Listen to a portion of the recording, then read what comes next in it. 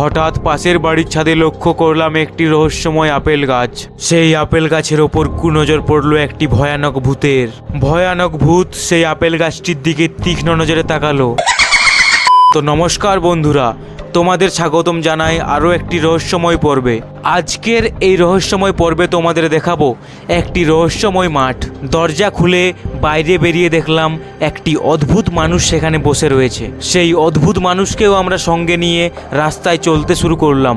রাস্তায় চলার পথে দেখলাম একটি অদ্ভুত প্রাণী সেখানে অস্ট্রেলিয়াতে দুধ পাচার করার পরিকল্পনা করছে। সেই দুধ অস্ট্রেলিয়াতে যাবে আমার এই লোহার রথের মাধ্যমে, এবং আরও একটি প্রাণী সেখানে এই বক্সের মাধ্যমে জল পাচার করার পরিকল্পনা করছে সৌদি আরবে। হঠাৎ চলতে চলতে একটি দোকান আমাদের ডাকলো, বলল এসো বন্ধু, কিন্তু আমরা বললাম যাব না বন্ধু। ঠিক তখনই আমি লক্ষ্য করলাম অনেকগুলো রহস্যময় পা সেই রাস্তায় চলাফেরা করছে। তারপর আমরা পৌঁছে গেলাম সেই রহস্যময় মাঠে। ওখানে প্রবেশ করেই লক্ষ্য করলাম একটি অ্যাম্বুলেন্স, কারণ যে কোনো সময় বিপদ ঘনিয়ে আসতে পারে। টমি ভাই বসে বসে বোর হচ্ছিল, তাই হঠাৎ শুয়ে পড়লো। তারপর ফাইনালি আমরা প্রবেশ করলাম সেই রহস্যময় মাঠে।